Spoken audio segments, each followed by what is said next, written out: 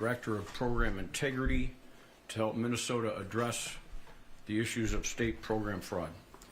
I'm going to offer a couple comments, a statement, and then I'll be happy to take any of your questions.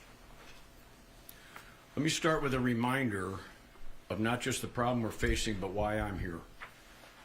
What was I asked to do, and maybe offer some context as to my role. Last December, the governor's office approached me to assist in identifying an achievable path for long-term fraud prevention, not quick fixes. Could underlying causes be examined?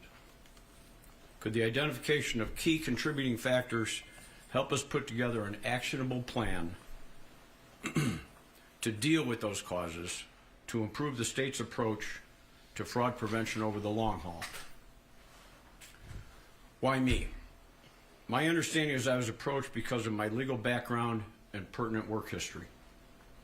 I'm an attorney, I was a judge, I was a BC agent, I was an FBI agent, and as superintendent of the BCI, I led a state agency. I have worked on and been in charge of projects very similar to this one over the last 20 years, both in state government and with the Catholic Church. And with the Catholic Church, not just here in the Archdiocese, but throughout our country and globally. I think I was also approached because I'm not a political person. I have been appointed to state positions by two governors, one Republican and one Democrat. I agreed to engage in this project with a clear understanding that I would have the independence and autonomy to go wherever the facts may take me. I would not work on behalf of any individual or political party, but only in the interests of the people of Minnesota. The governor agreed to that, and he has not interfered or tried to influence my work in any way. Turning to the roadmap now, so how does that fit in? Its recommendations address a wide range of topics. Those recommendations arise out of the direct examination of contributing causes. Among the areas of improvement, leadership, process and controls, training, technology, state agency cultures, and stakeholder engagement. The roadmap offers a re-engineering to the state's approach so as to prevent and combat fraud in the future. It contains accurate information that is intended to help those in positions of power to make informed decisions and improve our current approaches. There is no quick fix. The state will have to continually adjust those approaches because when fraud prevention safeguards are implemented, we know that criminals will adapt. So while the roadmap addresses challenges known to us today, it also prepares us to anticipate and meet future challenges. To stay ahead, the state must maintain constant vigilance by performing ongoing assessments and then adjusting accordingly. The review undertaken to identify those contributing causes of fraud shows that going back to at least the 1970s, every administration and legislative body was put on notice of the vulnerabilities to the program integrity. Stronger prevention measures should have been taken. Repeatedly, plans were put in place but not executed effectively. Criminals have exploited those long-standing vulnerabilities to defraud our state, erode public trust, and impede the delivery of essential services to Minnesotans. That's unacceptable. Problems that are a half-century in the making will not be solved easily. The causes are multifaceted. No single reform will suffice. The recommendations set out in the roadmap provide a basis for a workable improvement plan, the success of which will require coordinated and sustained effort. Achieving such success requires accountability for all. Without strict accountability, well-intended plans will again go unexecuted, and vulnerabilities in program integrity will persist. Public trust has been eroded, justifiably so. Minnesotans should have confidence that their tax dollars are being put to good use. Their money should be used as intended and only as intended. But the costs are not just financial. It's important to keep in mind the extent of the harm that the failure to stop this criminal activity has caused. There are Minnesotans in need of essential services. Impeding the delivery of those services causes harm and must not continue. Minnesotans deserve better. It is irresponsible for state government to allow taxpayer money intended to provide those services to vulnerable Minnesotans to end up in the hands of fraudsters. We can learn from the past. Both the executive and legislative branches have the opportunity to fix this. Policy and budget proposals are being considered and debated right now. The hope is that this roadmap will help inform the decisions being made by identifying those historical contributing causes and offering recommendations to address those causes. Lastly, I want to emphasize a pivotal key point for success. Everybody needs to be held accountable. Everybody. You're reading the roadmap, a recommendation to appoint a skilled, independent monitor, someone with subject matter expertise and the requisite gravitas to drive home accountability. Implementing deliberate, actionable steps to prevent fraud will only succeed through effective enforcement. Otherwise, well-intended plans will again not be executed, changes will not become embedded, and today's opportunity to get this right will be lost. Happy to take any questions you have now. Mr. O'Malley, I'm wondering, candidly... One thing, if you could identify yourself in the media outlet you work for. Lou Ragoose with KARE 11 News. Thank you, Lou.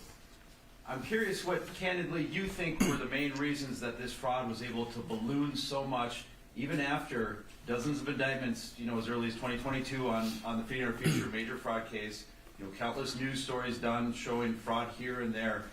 From the research you've done, what do you think are the main reasons it was able to continue and balloon in all these different programs?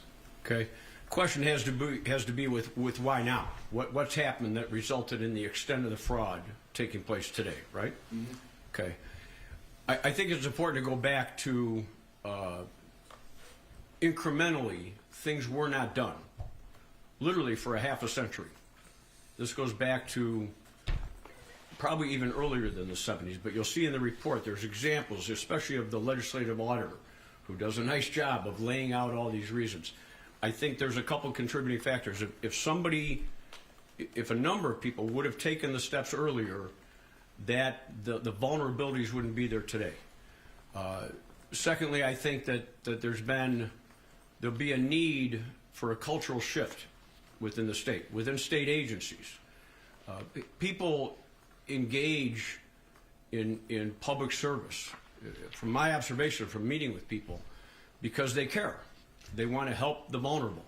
And I think there became a mindset of our job is more based on compassion than compliance, and that's misplaced. If state workers want to provide services, want to directly help people in need, then they should go work for a provider. They should deliver the wheelchairs. They should do the bed baths. They should take people to medical appointments. The state has a responsibility to make sure those things happen by protecting state payer money, by making sure that the money that is given to those that provide those services, that money goes for that. I think those were the contributing factors. Tim Rob Olson with Channel 9. Yeah. You say this goes back at least a half century, and in the whistleblower reports here, you document a lot of these things going Mm-hmm. back. How well known do you believe this was going back decades? Was it not as well known then as it is now, or does your findings show that people were well aware of this as far back as the 70s and 80s? I can't imagine that people in leadership over the last 50 years were not aware of this. You've looked at the way they've been put on notice about this troubling trend. As the last question gave me the opportunity to say, it's happened now. It's blown up, no doubt. But I think it was maybe not as high a priority as it should have been. Every governor, every commissioner has their own priorities, but everybody was put on notice. Tim, Renee Cooper with Channel 5, KSTP. We got a copy of a meeting recap from the OIG Coordinating Council that you're a part of. I'm sorry, could you speak up just a little louder? Sure, I'm kind of hard of course. hearing. I'm sorry. No problem. We had a report on a meeting recap notes from the OIG Coordinating Council saying that the council was seeking workable solutions versus Heather Gustafson's bill. We saw now last week that there was an amendment to delete everything introduced, and that there was an introduction to have the governor appoint this independent statewide watchdog rather than the independent council, to take away that independent investigatory power. I guess, was the OIG council a part of that amendment? Were you? And if so, why weaken the investigative and independence of that office? Why weaken what? Why weaken the investigative power and the independence of that proposed statewide watchdog? Okay. Question has to do with the appointment or potential appointment of a statewide Office of Inspector General and the debate going on about the different versions of that bill. First, let me clarify a little bit of my role compared with that of the OIGCC. I do attend those meetings to learn from them, to gather the information I needed, and to offer some advice. Their role is separate, though, than mine. My job was to look at you know, the history and come up with a broader plan. They are started before I was hired, and will continue ongoing to get to the more specifics of how the recommendations in this roadmap can be practically implemented. Well, then let me ask in this way, that, you know, you mentioned that there needs to be this watchdog, this overseer, if you will, this independent monitor. What do you think of this independent statewide watchdog as proposed and passed 60-7 in the House, or in the Senate, excuse me, last year? What do you think of that as that option then? Yeah, the question again goes back to the bill. It was last year's bill. Would that be effective in doing what's being recommended here, I think? Well, that was a year ago. We've learned more, first of all. I think it's critically important that somebody with independence and skill and the backbone to force this to go forward. Historically, we've seen well-intended people say, oh, here's the legislative auditor's report, here's what we're going to try and do, and plans were put in place, work groups were formed, legislation was passed, yet here we are today. It didn't work. So it's very important that there be an independent monitor to make this happen, whether that's a statewide Office of Inspector General, or whether that's someone else hired in a role similar to mine to start carrying this forward. That's up to them to debate and decide. But do you think that, and excuse me for hijacking here, do you think that the governor having the power to appoint that office would weaken the independence of that office? Governor appointed me, and it didn't weaken anything I did. I think there's an opportunity. There's an opportunity, and the way it's going to happen, I think, is it has to be appointed by somebody. Okay, if it's the governor, and if the person appointed has the characteristics I described, and everybody's watching right now, if that person gets appointed and they're thwarted in any way, it'll be on the front page of the paper, and it'll be on KSTP, right? So that gives us the leverage to do something. Now's the time. You know, and I mean everybody, the governor's office, the executive branch, legislature, providers, recipients, the general public, the media is watching. If we don't seize the opportunity now, there's a chance, I hope it doesn't happen, that 5 years from now we'll be here talking about the same stuff. Tim John Wurtson from WCCO, you know you're talking about, you've been on this for a couple months now, this role, correct? Mm-hmm. And you said this goes back 50 years. Is this what you thought you would see when you started looking into this? You know, obviously this packet's 56 pages long. Is it what you expected? Does it feel overwhelming to go through that? Or is it kind of what you anticipated? Yeah, the question has to do with what I anticipated when I started this last month, and is the amount of information overwhelming? Was it shocking that it went back 50 years? I wasn't quite sure what to expect, to tell you the truth. I was aware of the issue at a high level. I wouldn't. It's been a long time since I've been stunned or shocked by almost anything, so it doesn't stun me. It disappoints in a lot of ways. The fact that this goes back so long is distressing. But again, I think now is the time that something very positive could come out of this. I will tell you that I have been impressed with the work being done right now, certainly within government, at the agencies. Everybody I've met with has been forthcoming, been blunt and candid. They are skilled, and they are committed to public service. And that's not just within state government. I've met with providers, I've met with others, I've met with whistleblowers. Everybody is, I think, genuine about trying to fix this once and for all.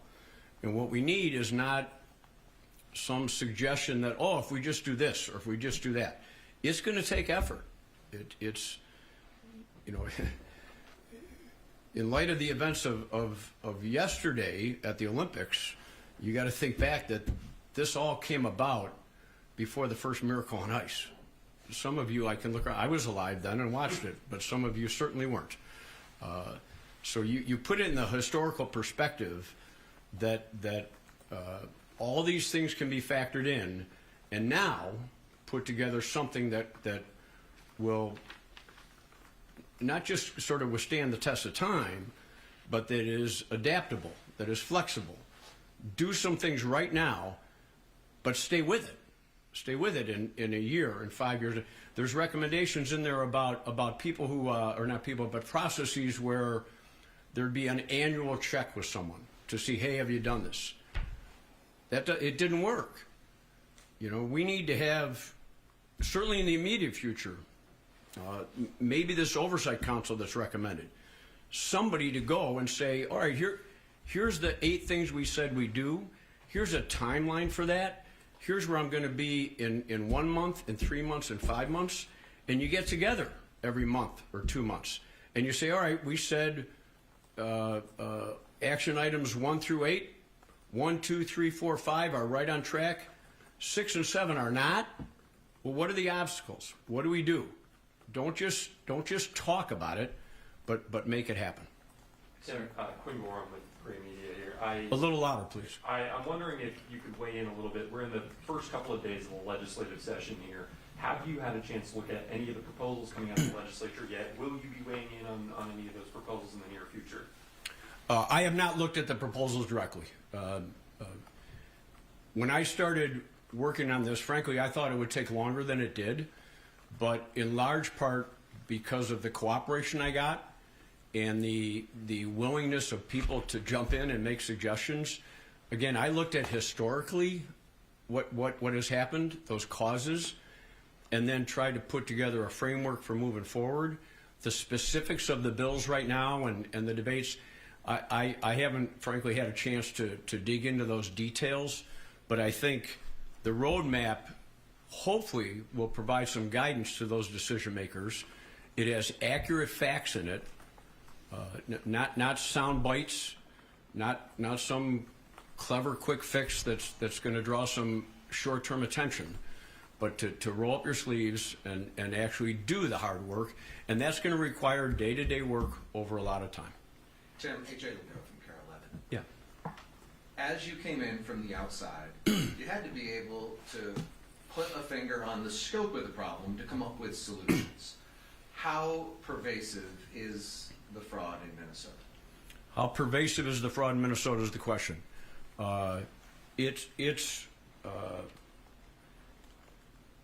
It's well documented. It's extremely extensive. Extensive. And I don't know that the percent or the level of it is out of proportion for some other areas in the country. I'm not certain. I have looked at what other states are doing as part of the research. But it's a national problem, no doubt. And keep in mind that there will always be people committing fraud. That will always happen.